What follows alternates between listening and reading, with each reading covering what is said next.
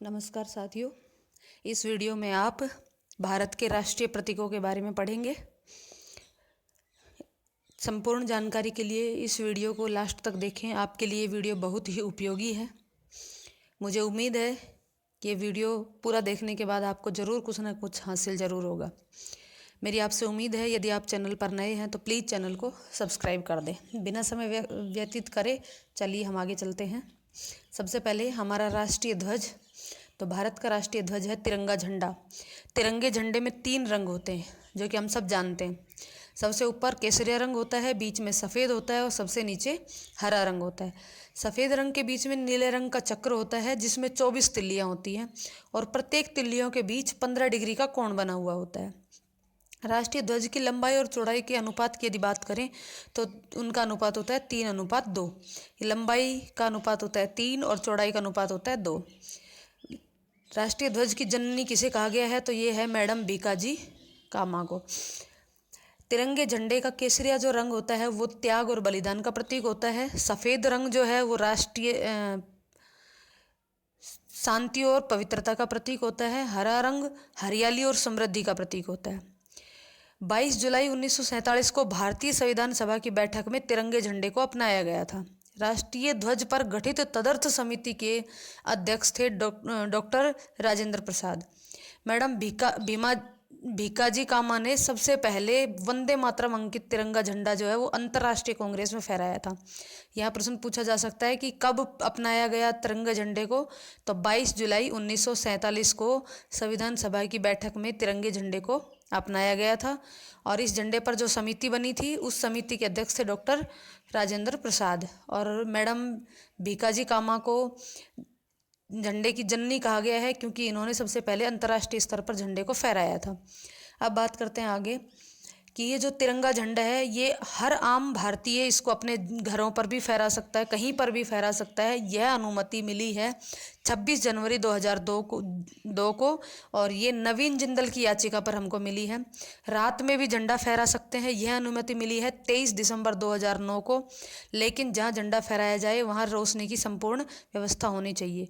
और इस झंडे का जो डिजाइन बनाया था वो पिंगली वेंकैया ने बनाया था। राष्ट्रीय गान की बात करें तो हमारा राष्ट्रीय गान है जन गण मन। पूछा जा सकता है कि राष्ट्रीय गान के रचयिता कौन है? तो रचयिता हैं रविंद्रनाथ टैगोर। कहाँ से लिया गया है? गीतांजलि उपन्यास से लिया गया है जिसके लेखक हैं रविंद्रनाथ टैगोर। कितने समय में गाया जा सकता है? तो ये 52 सेकंड में गाया जा सकता है। कहीं शोक वगैरह की स्थिति हो तो इसकी न्यूनतम अवधि 20 सेकंड भी होती है। जो रविंद्रनाथ टैगोर का गीतांजलि जो उपन्यास है इसको साहित्य में नोबेल पुरस्कार प्राप्त है इसको 1913 ईस्वी में। राष्ट्रगान को सबसे पहले कब गाया गया था? तो 27 दिसंबर 1911 को कोलकाता अधिवेशन में गाया गया था। उस समय उस अधिवेशन की अध्यक्षता बिशन दास ने की थी। जनगण मन की धुन किसने बनाई थी? तो इसकी धुन बनाई थी राम सिंह ठाकुर ने, जो कि बंगाली भाषा में थी। राष्ट्रीय गान को 24 जनवरी 1950 को अपनाया गया था। कब अपनाया गया था? 24 जनवरी 1950 को। राष्ट्रीय गीत के बाद आता है राष्ट्रीय गान के बाद आता है राष्ट्रीय गीत वंदे मातरम। तो राष्ट्रीय गीत जो है इसके रचयिता हैं बंकिम चंद्र चटर्जी। ये कहाँ से लिया गया? आनंद मठ उपन्यास से लिया गया है। इस उपन्यास के पहले 2 पद संस्कृत भाषा में है, बाकी के सभी पद बंगला भाषा में है और जो शुरू के 2 पद है उसी को ही राष्ट्रीय गीत का दर्जा दिया गया है।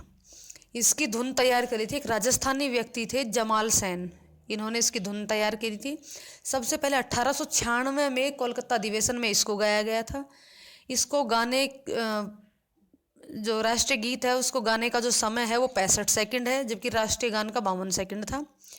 भारतीय संविधान सभा द्वारा 24 जनवरी 1950 को इस गीत को अपनाया गया था, यानी कि राष्ट्रीय गीत का दर्जा दिया गया था।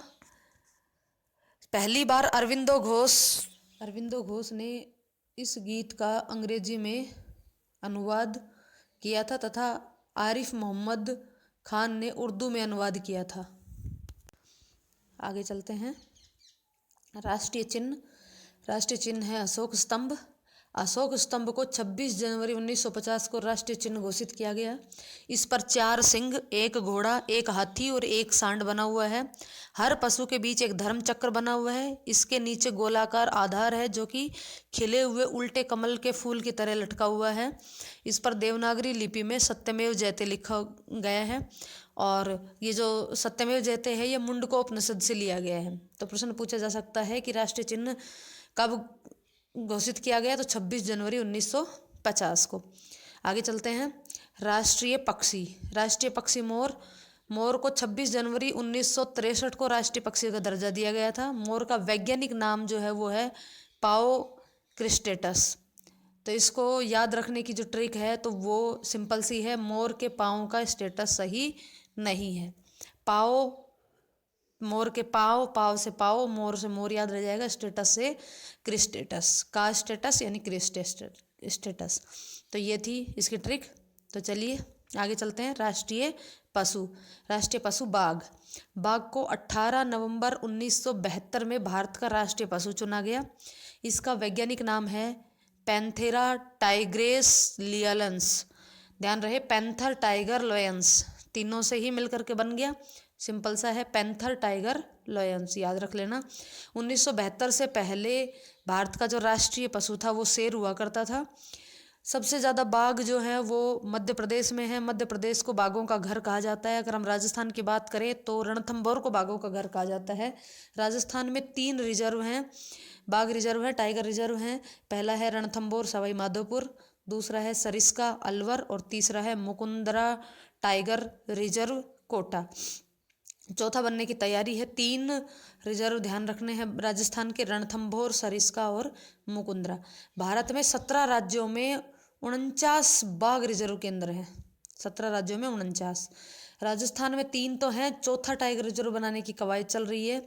यह बूंदी जिले के रामगढ़, हिंडोली, डाबी व कालंदा के जंगलों में बनाया जाएगा। बाघों को बचाने के लिए अप्रैल 1973 में टाइगर प्रोजेक्ट शुरू किया गया था। अंतर्राष्ट्रीय बाघ दिवस 29 जुलाई को मनाया जाता है, जिसकी शुरुआत 2010 से की गई थी।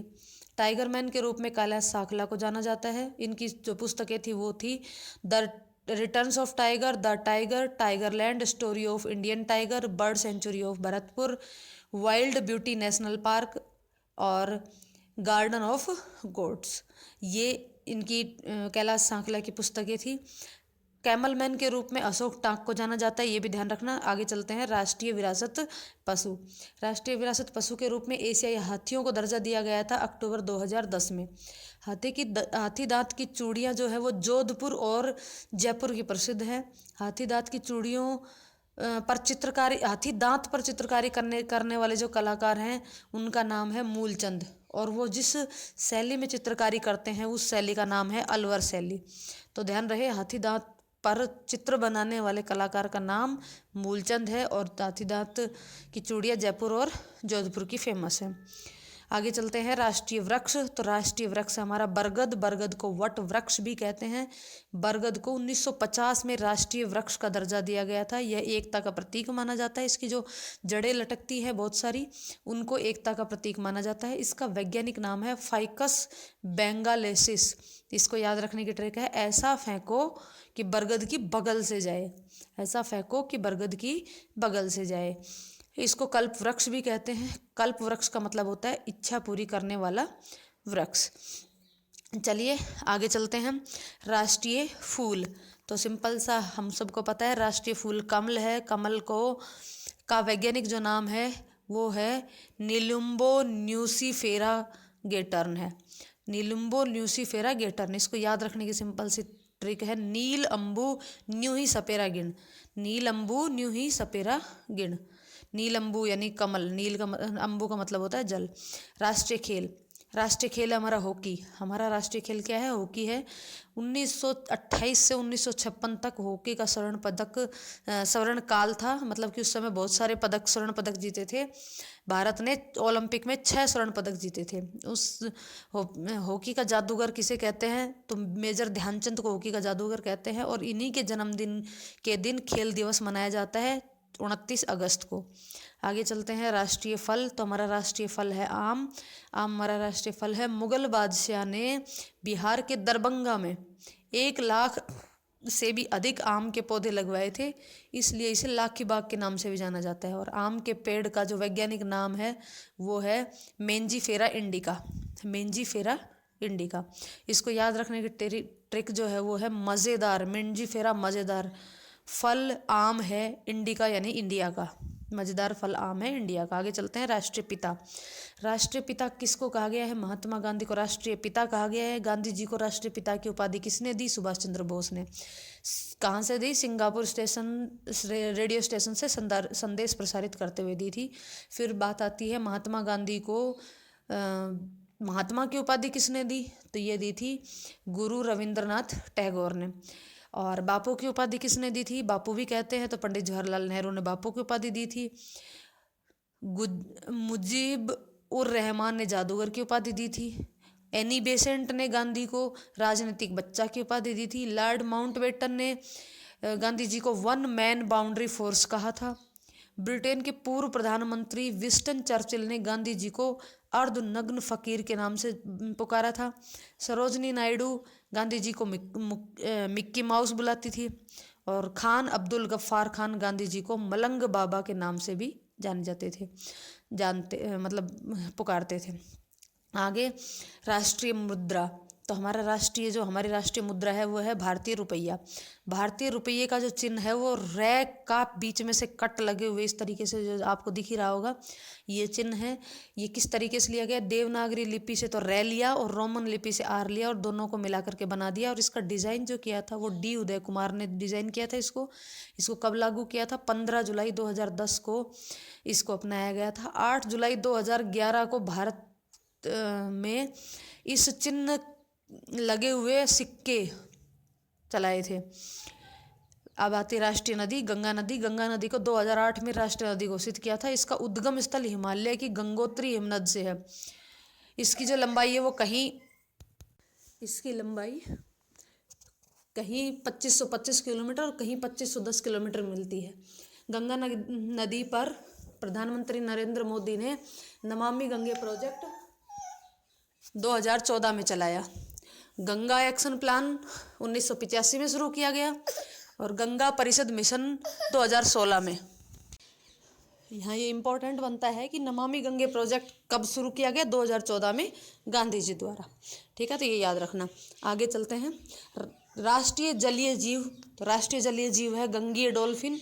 गंगीय डॉल्फिन को 2009 में राष्ट्रीय गंगीय जलीय जीव घोषित किया गया था। गंगीय डॉल्फिन दिवस मनाया जाता है 5 अक्टूबर को। इसका वैज्ञानिक नाम है प्लेटानिस्ता गंगेटिका। प्लेटानिस्ता गंगेटिका। इसको याद रखने की ट्रिक है, प्लेट में नाश्ता लिया गंगा डॉल्फिन। प्लेट में नाश्ता लिया गंगा डॉल्फिन। गंगा डॉल्फिन जो है वो साफ पानी में ही जीवित रहती है, यानी कि साफ पानी में वो पाई जाती है। तो इसको जलीय जीव कब घोषित किया गया? 2009 में। चलिए आगे। राष्ट्रीय पंचांग। शक संवत हमारा राष्ट्रीय पंचांग है। शक संवत कब से शुरू हुआ?